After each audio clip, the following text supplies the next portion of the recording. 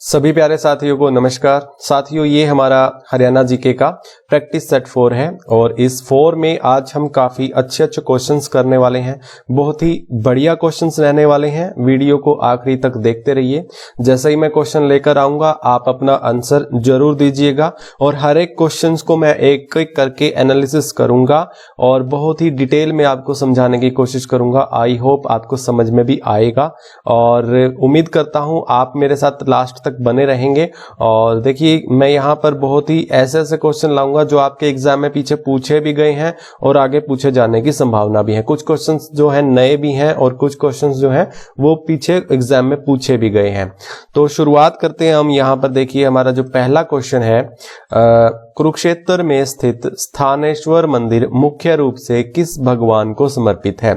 ये क्वेश्चन है आपका और 4 ऑप्शन जो है आपकी स्क्रीन पर है। आप अपना आंसर जरूर दीजिएगा, कमेंट कीजिएगा। देखिए, कुरुक्षेत्र में स्थित स्थानेश्वर मंदिर मुख्य रूप से किस भगवान को समर्पित है?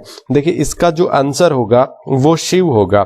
यानी शिव के जो मंदिर है ना हमारे हरियाणा में बहुत ज्यादा है। ये भी क्वेश्चन बहुत बार पूछा जाता है कि किस देवता के सबसे ज्यादा हरियाणा में मंदिर है, तो वो शिव देवता के सबसे ज्यादा मंदिर है और कुरुक्षेत्र में जो स्थित स्थानेश्वर मंदिर जो है वो भगवान शिव को समर्पित है।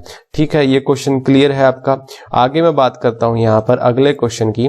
देखिए, पंडित लक्ष्मी चंद सांगी के गुरु कौन थे? तो ये सांगी थे पंडित लक्ष्मी चंद, जैसा कि आप सभी जानते हो बहुत ही प्रसिद्ध थे। इन्हें सूर्य कवि के नाम से भी जाना जाता था और हरियाणा का तानसेन भी इन्हें कहा जाता है। हरियाणा का तानसेन भी इन्हें कहा जाता है, पंडित लक्ष्मी चंद को। तो ये बहुत ही फेमस सांगी थे ये हमारे। तो इनके गुरु का नाम पूछा गया है इस क्वेश्चन में। इसका जो आंसर होगा ना वो मान सिंह होगा। मान सिंह इनके गुरु थे। कौन थे? मान सिंह थे। और मांगेराम जो थे वो इनके शिष्य थे। देखिए, पंडित लक्ष्मी चंद के गुरु मान सिंह थे, ये इनके शिष्य थे। इनको किस नाम से पुकारा जाता था? कवि शिरोमणि। मांगेराम को कवि शिरोमणि के नाम से जाना जाता है। पंडित दीपचंद बहमन को किस नाम से जाना जाता है? हरियाणा का शेक्सपियर, हरियाणा का कालिदास। तो इन दोनों नामों से ये प्रसिद्ध है। पंडित दीपचंद बहमन काफी फेमस रहे हैं। ये बाजे भक्त भी काफी प्रसिद्ध सांगी रहे हैं। तो ये आप ध्यान में रखिएगा, पंडित लक्ष्मी चंद को सूर्य कवि और हरियाणा का तानसेन भी कहा जाता है। तो इसका आंसर मान सिंह होगा। आगे मैं बात करता हूं अगले क्वेश्चन की। देखिए, अगला क्वेश्चन है हमारा, हरियाणा में असहयोग आंदोलन के नेता थे। कौन थे भाई? देखिए, इसमें क्वेश्चन में फंसेंगे। काफी बच्चे जल्दबाजी करते हैं, इसका आंसर गलत दे देते हैं क्योंकि असहयोग आंदोलन देखते ही महात्मा गांधी पर टिक कर देंगे। लेकिन पूछा हरियाणा का है तो इसका आंसर क्या होगा? इसका राइट आंसर होगा लाला लाजपत राय। तो लाला लाजपत राय जो है वो हरियाणा से असहयोग आंदोलन के प्रमुख नेता रहे हैं। किसने शुरुआत की थी? महात्मा गांधी ने शुरुआत की थी 1920 में। तो हरियाणा से लाला लाजपत राय ने इनका सहयोग दिया था असहयोग आंदोलन में। आगे बात करता हूं मैं अगले क्वेश्चन की। अगला क्वेश्चन है, सर्वाधिक लोहे के पाइपों का निर्माण होता है। अब यहां पर भी देखिए, जैसे ही यहां देख लिया कि पाइपों का निर्माण, तो इंडस्ट्रियल एरिया जो है हमारा हरियाणा का फरीदाबाद, औद्योगिक नगरी जिसको बोला जाता है, यहां पर टिक करेंगे काफी बच्चे। तो लेकिन ये गलत हो जाएगा क्योंकि औद्योगिक नगरी जरूर है लेकिन हिसार में जो जिंदल फैक्ट्री है ना वो बहुत बड़ा उद्योग है यहाँ पर पाइपों का। यहाँ पर स्टील के पाइप और लोहे के पाइप काफी फेमस है, यहाँ पर बनाए जाते हैं, बहुत ही तादाद में यहाँ पर निर्माण किया जाता है उनका। तो इसका आंसर जो होगा वो हिसार होगा। फरीदाबाद, अगर इसमें ऑप्शन में हिसार ना हो तो फरीदाबाद राइट होगा। ठीक है। और गुरुग्राम को मेडिसिटी बोला जाता है, मिलेनियम सिटी भी बोला जाता है, कोल सेंटर ऑफ हरियाणा भी बोला जाता है गुरुग्राम को, सोनीपत को एजुकेशन सिटी बोला जाता है और फरीदाबाद को औद्योगिक नगरी बोला जाता है और इसे स्टील सिटी बोला जाता है। यहाँ पर स्टील और जो लोहे के पाइपों का निर्माण सबसे ज्यादा होता है। तो इसका आंसर यही होगा। आगे बात करता हूं मैं अगले प्रश्न की। देखिए, अगला प्रश्न है यहाँ पर, सतकुंभा मेला किस जिले में लगता है? देखिए, काफी फेमस मेले में आपको इसमें बताने वाला हूं, आप इसका आंसर जरूर दीजिएगा। देखिए, इसका जो आंसर होगा वो होगा सोनीपत। देखिए, सोनीपत में कौन सा मेला लगता है? सतकुंभा मेला लगता है। अब मैं कुरुक्षेत्र की, गुरुग्राम की बात करता हूं। सबसे पहले मैं गुरुग्राम में कौन सा मेला लगता है? शाह चोखा खोरी का मेला। देखिए, एग्जाम में जो पूछे जाते हैं ना, मैं वही आपको एनालिसिस करके वही क्वेश्चन आंसर मैं आपको बताता हूं। देखिए, एनालिसिस कर रहा हूं मैं इसका। देखिए, गुरुग्राम में कौन सा मेला लगता है? शाह चोखा खोरी का मेला लगता है। एक बूढ़ी तीज का मेला लगता है, बूढ़ी तीज का भी काफी फेमस प्रसिद्ध मेला है गुरुग्राम में। और कुरुक्षेत्र में कौन सा लगता है? कुरुक्षेत्र में लगता है एक वैसाखी का मेला, एक सूर्य ग्रहण का मेला, वैसाखी का मेला और सूर्य ग्रहण का मेला, एक सोमवती अमावस्या का मेला, सोमवती अमावस्या का मेला, वैसाखी का मेला और एक सूर्य ग्रहण का मेला। ये काफी फेमस है कुरुक्षेत्र में। भिवानी में कौन सा लगता है? बाबा खेड़े वाले का मेला, बाबा खेड़े वाले का मेला। पूर्णिमा का मेला, पूर्णिमा का मेला यहां पर, और अमावस्या का यहां था ना, सोमवती अमावस्या का, यहां पर पूर्णिमा का लगता है भिवानी में। और एक मूंगी पा का मेला भी बहुत फेमस है यहां भिवानी में, ये भी याद रखिएगा। सोनीपत का मैं आपको बता चुका हूं, सतकुंभा मेला सोनीपत में लगता है। आगे मैं बात करता हूं अगले प्रश्न की। देखिए, हरियाणा के पहले गैर कांग्रेसी मुख्यमंत्री कौन थे? देखिए, पहले गैर कांग्रेसी मुख्यमंत्री बताइए कौन थे? 4 ऑप्शन आपकी स्क्रीन के सामने है, तो इसका आंसर दीजिए आप। कौन थे पहले गैर कांग्रेसी मुख्यमंत्री?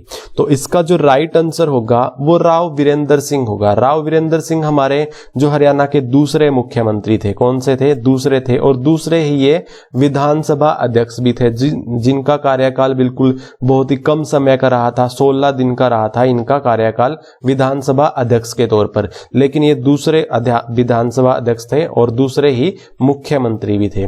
अब मैं बात करता हूं बंसीलाल की। देखिए, बंसीलाल 2 बार मुख्यमंत्री रहे हैं, देवीलाल भी 2 बार मुख्यमंत्री रहे हैं और 2 बार ही उप प्रधानमंत्री भी रहे हैं। बनारसी दास गुप्ता 1 बार मुख्यमंत्री रहे हैं। मुख्यमंत्री पर स्पेशल मैंने एक अलग सेपरेट वीडियो बनाई हुई है, यहां पर बेल आइकन का बटन होगा, यहां पर आपको वो मिल जाएगी और देख लीजिएगा। काफी अच्छे से मैंने डिटेल में उसमें सभी मुख्यमंत्रियों के बारे में और उप मुख्यमंत्रियों के बारे में मैंने अच्छे से समझाया हुआ है। ओके, नेक्स्ट मैं बात करता हूं आगे अगले प्रश्न की। देखिए, अगला प्रश्न है हमारा, दीनबंधु छोटूराम विज्ञान एवं प्रौद्योगिकी विश्वविद्यालय कहाँ है? दीनबंधु छोटूराम विज्ञान एवं प्रौद्योगिकी विश्वविद्यालय कहाँ है? 4 ऑप्शन आपकी स्क्रीन के सामने है, तो बताइए इसका आंसर क्या होगा? बताइए क्या होगा? देखिए, इसके आंसर में भी काफी लोग बच्चे जो हैं वो फंसेंगे। कैसे फंसेंगे? यमुनानगर टिक करेंगे, क्योंकि यमुनानगर में पता है क्या है? दीनबंधु छोटूराम तापीय विद्युत परियोजना है, वो विश्वविद्यालय नहीं है वहां पर। तो काफी बच्चे कंफ्यूज होते हैं, यमुनानगर पर टिक करेंगे। दीनबंधु छोटूराम तापीय विद्युत परियोजना यमुनानगर में है और विज्ञान प्रौद्योगिकी विश्वविद्यालय जो है वो एजुकेशन सिटी यानी सोनीपत में है। तो इसको ध्यान में रखिएगा, सोनीपत में है ये छोटूराम विज्ञान तकनीकी विश्वविद्यालय। और गुरुग्राम की बात करता हूं, अमेठी विश्वविद्यालय पूछा जाता है यहाँ से, काफी फेमस है। अमेठी प्राइवेट यूनिवर्सिटी है, तो ये बहुत बार पूछी जाती है, अमेठी विश्वविद्यालय कहाँ पर है? तो गुरुग्राम में है। हिसार में कौन कौन सी यूनिवर्सिटी है? HAU है, जिसे एक लाला लाजपत राय यूनिवर्सिटी है और एक गुरु जम्बेश्वर यूनिवर्सिटी है ना। चौधरी चरण सिंह विश्वविद्यालय कृषि विश्वविद्यालय HAU, तो वो भी यही है। और आगे मैं बात करता हूं अगले प्रश्न की। नेक्स्ट प्रश्न है हमारा, HSSC बोर्ड की स्थापना कब की गई थी? अब बताइए इसका आंसर। आपकी डेट वाला भी क्वेश्चन पूछा जाता है, ईयर वाला, तो ये काफी बच्चे फंसते हैं इन क्वेश्चंस में, इनमें। तो आप इसका आंसर दीजिए क्या होगा? HSSC बोर्ड की स्थापना कब की गई थी? तो HSSC बोर्ड की जो स्थापना की गई थी वो मैं आपको बताऊंगा, लेकिन उससे पहले बता देता हूं 1968 में धरती फिल्म आई थी ना हमारे हरियाणा फिल्म जगत की, यानी जो हमारे सिनेमा जगत की हरियाणवी यानी हरियाणा में जो पहली फिल्म बनी थी वो धरती थी, सन 1968 में आई थी। 1969 में सॉइल टेस्टिंग संस्था है ना जो हमारे करनाल में है, जो मृदा लवणता केंद्र जिसे बोलते हैं, वो कहां पर है? करनाल में है। तो उसको स्थापित किया गया था 1969 में, ध्यान में रखिएगा। 1970 में HSSC बोर्ड की स्थापना की गई थी, जो कि इसका आंसर है, और 1970 में। और 1970 में हरियाणा पहला राज्य बना था जिसने हर घर में बिजली पहुंचाई थी, तो इसको भी ध्यान में रखिएगा, ये क्वेश्चन भी पूछा जाता है। 1971 में क्या हुआ था? पहली जनगणना शुरू हुई थी हमारे 1971 में हरियाणा की, है ना, हरियाणा की पहली जनगणना हुई थी। तो ये बातें सारी ध्यान में रखिएगा। आगे बात करता हूं मैं अगले प्रश्न की। अगला प्रश्न है, सबसे ज्यादा विधानसभा वाला जिला कौन सा है? यानी सबसे ज्यादा विधानसभा सीटें किस जिले में है? तो ये पूछा है। आप इसका आंसर बताइए, क्या इसका आंसर हो जाएगा? तो इसका आंसर जो होगा वो होगा ऑप्शन सी, यानी हिसार में 7 सीटें हैं विधानसभा की, सबसे ज्यादा है यहाँ पर, विधानसभा क्षेत्र में सबसे बड़ा है तो हिसार जिला, तो इसको ध्यान में रखिएगा। 7 यहाँ पर विधानसभा सीटें हैं। और सबसे कम कहाँ पर है? पंचकुला में है, पंचकुला में 2 है और एक चरखी दादरी में भी 2 है, तो ये दोनों भी आप ध्यान में रखिएगा। आगे बात करता हूं मैं अगले प्रश्न की। देखिए 7 सौरों की ईंटें कहाँ मिली थी, तो ये बताइए 7 सौरों की ईंटों का जो अभिलेख मिला है, जो एक हमें प्रूफ मिला है, तो वो बताइए कहां से मिला है, साक्ष्य जो हमें मिला है 7 सौरों का। इसका आंसर दीजिए, 4 ऑप्शन आपकी स्क्रीन के सामने है। इसका आंसर जो होगा ना वो होगा अग्रोहा, अग्रोहा से मिली है। अग्रोहा कहां पर है? हिसार में है, तो ये जो साक्ष्य जहां मिला है ये अग्रोहा से मिला है। शुद्ध जगाधरी, ये जगाधरी में है ये शुद्ध। यहाँ पर क्या मिला है? बाराखड़ी का जो अभिलेख है, जो हमारे हरियाणा में सबसे पुराना अभिलेख माना गया है, तो बाराखड़ी का अभिलेख शुद्ध जगह से मिला है। ये कहां पर है? जगाधरी में है। कुणाल कहां पर है? कुणाल फतेहाबाद में है, तो यहां पर भी काफी साक्ष्य हमें देखने को मिले। सबसे पुराना गांव है ये कुणाल, फतेहाबाद का सबसे पुराना गांव है इस सभ्यता का। दौलतपुर कहां पर है? कुरुक्षेत्र में है, यहां भी काफी हमें साक्ष्य देखने को मिले हैं, काफी प्रमाण हमें यहां से भी देखने को मिले हैं। आगे बात करता हूं मैं अगले प्रश्न की। अगला प्रश्न है हमारा, देखिए पानीपत के बाहोली गांव में तेल शोधक कारखाना कब स्थापित किया गया था? ये डेट आपके सामने है, यानी ईयर आपके सामने है। पानीपत के बाहोली गांव में रिफाइनरी है ना, तेल रिफाइनरी, तो इसका कारखाना कब स्थापित किया गया था? इसका जो आंसर होगा ना वो होगा 1980 में, 1980 में इसे स्थापित किया गया था, इसे ध्यान में रखिएगा। आगे बात करता हूं मैं अगले प्रश्न की। सफरनामा प्रसिद्ध रचना किसकी है? देखिए एग्जाम में आपके एक रचना जरूर पूछी जाती है, 80-90% चांसेस होते हैं कि आपकी एक जो रचना है, जो कवि के माध्यम से या किसी और की रचना होगी, जैसे उपन्यासकार है, काफी रचनाएं पूछ ली जाती हैं। तो बताइए इसका जो आंसर होगा वो क्या होगा? 4 ऑप्शन आपकी स्क्रीन के सामने है। अल्ताफ हुसैन हाली, अल्ताफ हुसैन हाली इसका राइट आंसर होगा। कौन? अल्ताफ हुसैन हाली। ये उर्दू के कवि हैं, इन्होंने काफी उर्दू में रचनाएं लिखी हैं, तो उनमें से एक सफरनामा इनका प्रसिद्ध एक रचना है, तो ध्यान में रखिएगा अल्ताफ हुसैन अली को। पंडित श्रीराम शर्मा 1923 में इन्होंने हरियाणा तिलक समाचार पत्र निकाला था। हरियाणा तिलक समाचार पत्र ये झज्जर से हैं, ध्यान में रखिएगा ये झज्जर से हैं। अल्ताफ हुसैन हाली, इनके जो गुरु थे वो कौन थे? वो थे मिर्जा गालिब। और ये अल्ताफ हुसैन हाली कहाँ से हैं? ये पानीपत से हैं, तो ध्यान में रखिएगा पानीपत से ये संबंधित हैं। और श्रीराम शर्मा झज्जर से, जिन्होंने हरियाणा तिलक 1923 में निकाला था। संत गरीबदास छुड़ानी, ये भी झज्जर से हैं और श्रीराम भी झज्जर से हैं, तो संत गरीबदास छुड़ानी गांव से हैं झज्जर से। तो इनकी बीजक पर टीका काफी फेमस रचना है, बीजक पर टीका, ये ध्यान में रखिएगा। और गुलाम हुसैन दहिने हाथ का शंख, गुलाम हुसैन दहिने हाथ का शंख इनकी काफी प्रसिद्ध रचना है। तो ये सब चीजें आपको ध्यान में रखनी है। आगे बात करता हूं मैं अगले प्रश्न की। अगला प्रश्न है हमारा, गैस आधारित विद्युत परियोजना किस जिले में है? गैस आधारित विद्युत परियोजना, देखिए मैंने डिस्ट्रिक्ट वाइज जीके में मैंने कुछ पार्ट्स करवाए हुए हैं, 10-11 पार्ट्स मैं करवा चुका हूं, और उनमें है ना मैं शुरुआत में आपको एक दो यूनिट्स में जरूर करवा देता हूं, जिनमें से एक ये विद्युत आप ये परियोजनाएं जो मैंने करवाई हुई हैं वो मैंने जरूर करवाई थी एक वीडियो में। और अगर आपने वो वीडियो देखी है तो आप इसका आंसर 1 मिनट में दे दोगे, 1 सेकंड नहीं लगाओगे। और अगर आपने वो वीडियो नहीं देखी तो मैं यहाँ बेल आइकन का बटन होगा, यहाँ पर डाल दूंगा, वो वीडियो जरूर देखिएगा। काफी बहुत ही इंपॉर्टेंट वीडियो है वो, बिल्कुल मैप के थ्रू मैंने एक एक चीजों को एक्सप्लेन किया हुआ है, अच्छी अच्छी चीजों को मैंने बताया हुआ है, आपको बिल्कुल आसानी से याद भी हो जाएंगी। तो इसका आंसर क्या होगा ये बताइए मुझे। देखिए गैस आधारित विद्युत परियोजना जो है ये किस जिले में है? ये फरीदाबाद में है। कहां पर है? फरीदाबाद में है। देखिए ये तो गैस आधारित है। और एक परमाणु आणविक जो है ना वो विद्युत परियोजना वो फतेहाबाद में है, फतेहाबाद में है, तो ध्यान में रखिएगा। यहाँ फतेहाबाद में गोरखपुर गांव है तो उसमें है। पानीपत में 2 विद्युत परियोजनाएं हैं, कौन कौन सी हैं? इंदिरा गांधी विद्युत परियोजना, जिसे अरावली विद्युत परियोजना भी बोला जाता है, और एक और है यहाँ पर महात्मा गांधी विद्युत परियोजना।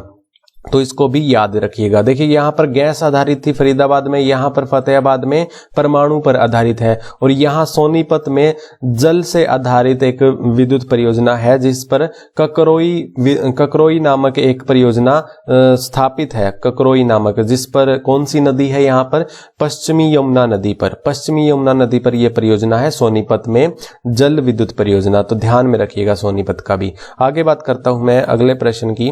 अगला प्रश्न है हमारा, जंगल बबलर पर्यटक स्थल कहां पर है? जंगल बबलर पर्यटक स्थल, तो इसका आंसर दीजिए। 4 ऑप्शन आपकी स्क्रीन के सामने है। जंगल बबलर पर्यटक स्थल, ये ऐसे क्वेश्चन आपके एग्जाम में पूछे जाते हैं और पूछे भी गए हैं। तो इसका आंसर क्या होगा? इसका आंसर जो होगा वो रेवाड़ी होगा। रेवाड़ी में जंगल बबलर पर्यटक स्थल है। महेंद्रगढ़ को कन्नौड़ बोला जाता था ना, कन्नौड़ का किला पूछा जाता है आपके एग्जाम में महेंद्रगढ़ से रिलेटेड। और पलवल में डबचिक पर्यटक स्थल है। कौन सा? डबचिक पर्यटक स्थल है, यह भी ध्यान में रखिएगा। मेवात में चूही महल है, चूही महल है मेवात में, यह चीज ध्यान में रखिएगा। एक मेवात में मूसा की मजार भी पूछा जाता है, मूसा की मजार भी यहीं पर है मेवात में। ओके, इस चीज को भी आप ध्यान में रखिएगा। आगे बात करता हूं मैं अगले प्रश्न की। अगला प्रश्न जो है हमारा, हरियाणा में कांग्रेस की प्रथम शाखा कब खुली? हरियाणा में कांग्रेस की प्रथम शाखा कब खुली? इसका आंसर दीजिए आप। हरियाणा में जो कांग्रेस की प्रथम शाखा कब खुली थी? देखिए कांग्रेस की जो स्थापना हुई थी वो कब हुई थी? वो 1885 में हुई थी। कहाँ हुई थी? मुंबई में हुई थी। एओ ह्यूम ने इसकी स्थापना की थी कांग्रेस की, और ठीक 1 साल बाद हमारे हरियाणा में इसकी शाखा खुल गई थी। ठीक 1 साल बाद यानी 1986 में अंबाला में इसकी शाखा खुली थी। और किसने खोली थी? लाला मुरलीधर इसके संस्थापक थे इस शाखा के खोलने के। ठीक है, तो 1886 में हमारे हरियाणा में इसकी एक शाखा खुल गई थी कांग्रेस की। और 1888 में जो कांग्रेस की सभा हुई थी, बैठक हुई थी, वो कहां पर हुई थी? 1888 में रोहतक में हुई थी। रोहतक में जो इसकी अध्यक्षता की थी वो किसने की थी? तुर्राबाज खां ने की थी। तुर्राबाज खां ने 1888 में रोहतक में जो कांग्रेस की पहली सभा या बैठक हुई थी उसकी अध्यक्षता तुर्राबाज खां ने की थी। और प्रथम शाखा कहां पर खुली थी? अंबाला में 1886 में। ध्यान में रखिएगा। आगे बात करता हूं मैं अगले प्रश्न की। मार्केटिंग बोर्ड का गठन किसने किया?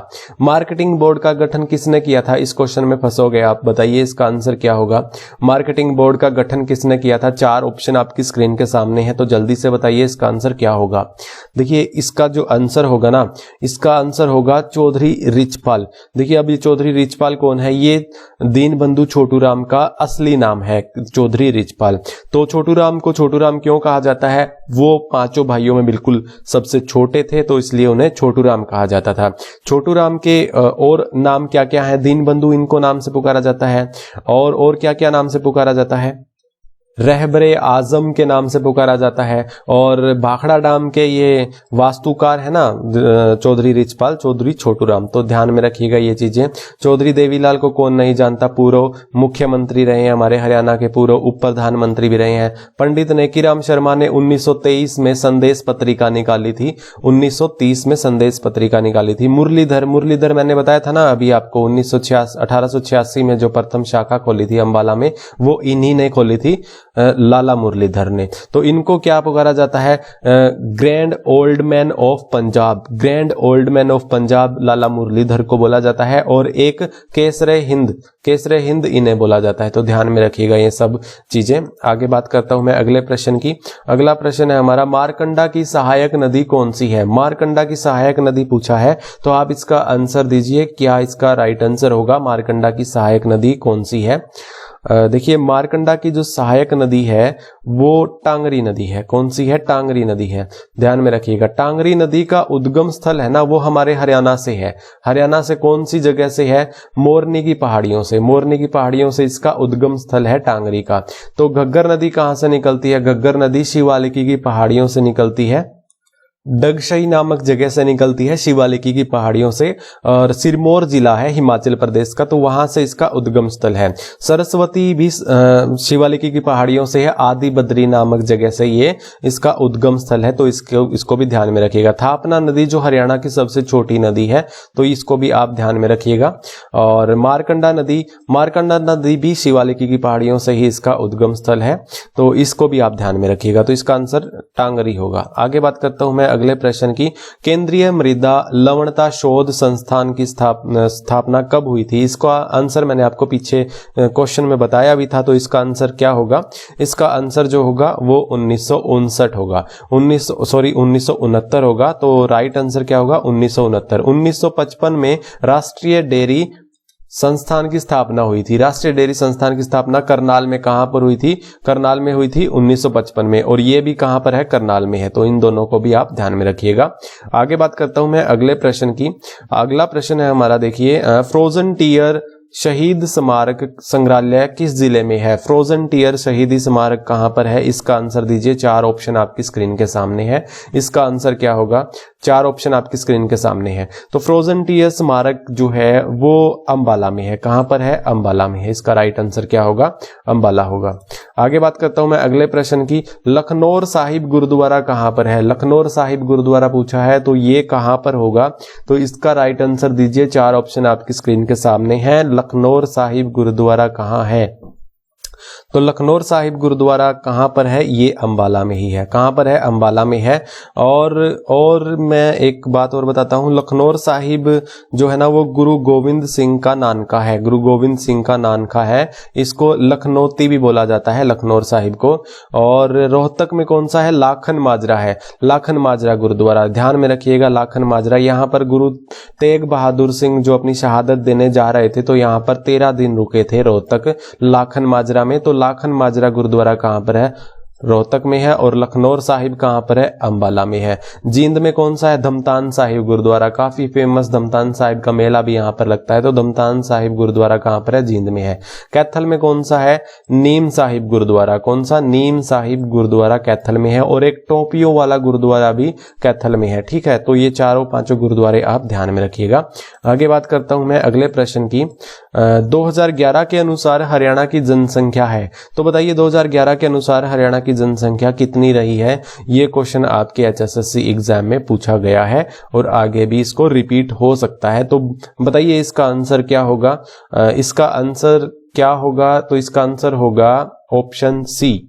देखिए ऑप्शन सी, 2,53,51,462। तो इतनी जनसंख्या हमारे हरियाणा की रही है 2011 के अनुसार। तो ये आंकड़ा आपको ध्यान होना चाहिए। इस तरह उलझा करके आपसे क्वेश्चन पूछा जा सकता है।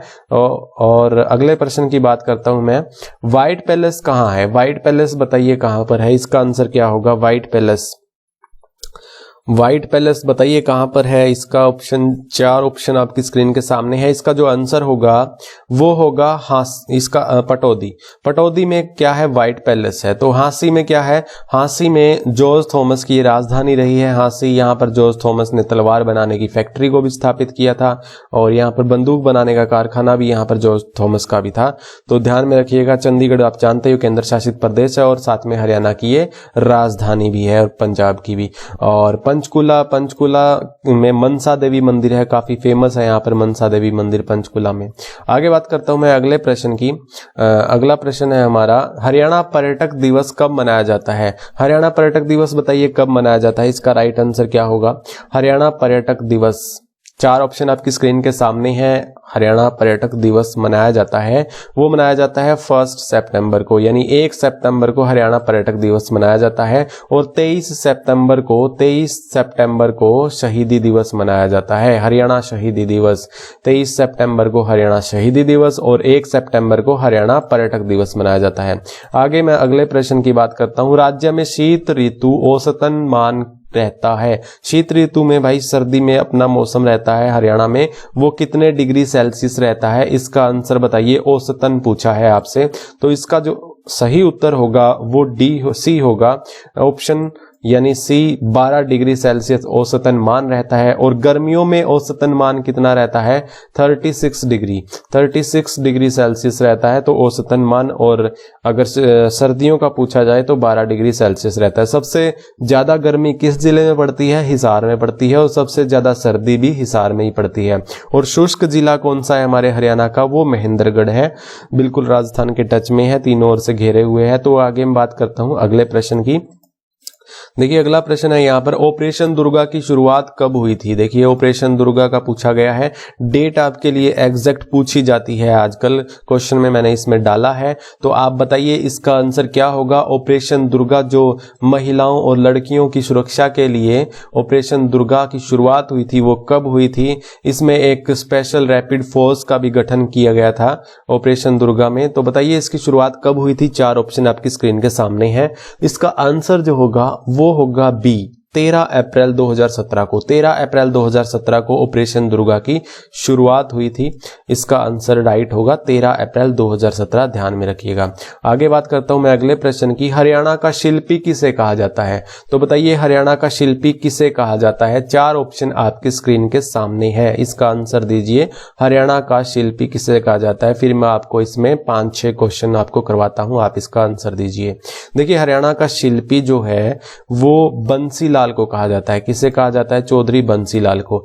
आधुनिक हरियाणा का निर्माता भी इन्हें कहा जाता है और विकास पुरुष भी इसे बोला जाता है। तो ये तीन नाम जो है ध्यान में रखिएगा। हरियाणा का शिल्पी, हरियाणा का विकास पुरुष, हरियाणा का आधुनिक निर्माता इन्हें कहा जाता है। चौधरी छोटूराम को दीनबंधु के नाम से भी जाना जाता है, रहमजे आजम भी बोला जाता है। और क्या बोला जाता है चौधरी छोटूराम को।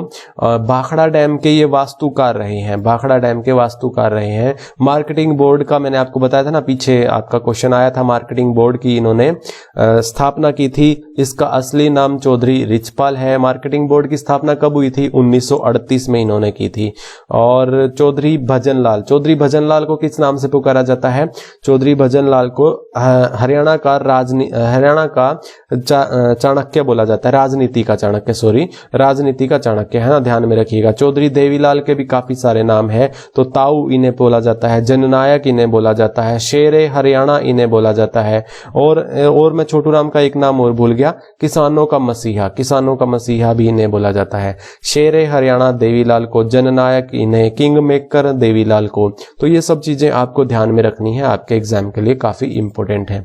आगे मैं बात करता हूं अगले प्रश्न की, समाज सुधारक पंडित बस्तीराम का जन्म किस जिले में हुआ था। ये समाज सुधारक थे, तो पंडित बस्तीराम जो है समाज सुधारक थे, काफी अच्छे थे व्यक्ति थे ये। तो बताइए इसका जो आंसर क्या होगा, किस जिले में इनका जन्म हुआ था। ऑप्शन आपकी स्क्रीन के सामने है। तो इसका राइट आंसर जो होगा वो रोहतक होगा। तो रोहतक में ये जन्मे थे, तो इसका राइट आंसर रोहतक होगा। अगले प्रश्न की बात करता हूं मैं, गुड़ियानी रेवाड़ी के ख्याल गायक कौन है। गुड़ियानी गांव है, तो रेवाड़ी से है ये गांव ये, तो यहाँ के एक ख्याल गायक हैं, तो वो बताइए कौन है। देखिए इसका जो आंसर होगा, 4 ऑप्शन आपकी स्क्रीन के सामने है, तो इसका जो आंसर होगा वो होगा बी, कल्लन खां। कल्लन खां रेवाड़ी से हैं, तो मैंने रेवाड़ी की जो वीडियो बनाई थी उसमें मैंने ये बताया हुआ है अच्छे से। कल्लन खां यहाँ से बिलोंग करते हैं, गुड़ियानी गांव से। पंडित जसराज एक शास्त्रीय गायक थे, जो भी अभी हाल ही में इनकी मृत्यु हुई थी। ये कहाँ पर इनकी डेथ हुई थी, अमेरिका में हुई थी इनकी डेथ, न्यू जर्सी में। तो ध्यान में रखिएगा पंडित जसराज को।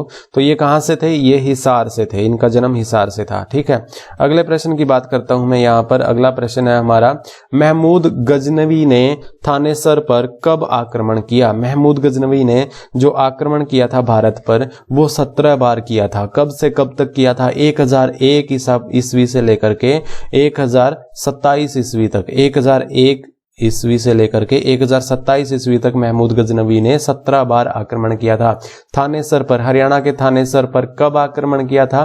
पहली बार जो आक्रमण किया था ना, वो 1009 ईसा पूर्व में किया, सॉरी 1009 ईस्वी में किया था। और दूसरी बार जो आक्रमण किया था वो 1014 ईस्वी में किया था। इसका आंसर जो होगा 1014 होगा।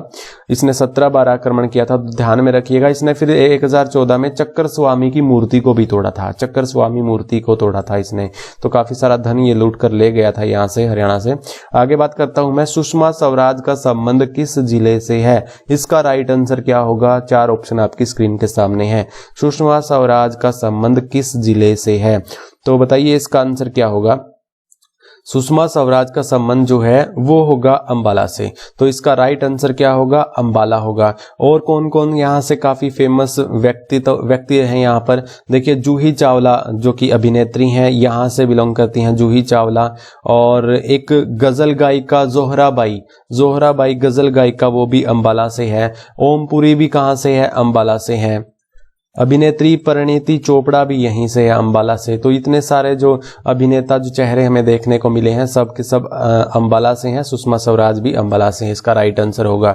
आई होप आपको सब कुछ अच्छे से समझ में आया होगा। और हाँ, वो वीडियो जरूर देखिएगा जो मैंने मैप के थ्रू करवाई हुई हैं। डिस्ट्रिक्ट वाइज जीके में मैंने बिल्कुल मैप के थ्रू एक एक चीजें मैंने आपको इसमें बताई हुई हैं।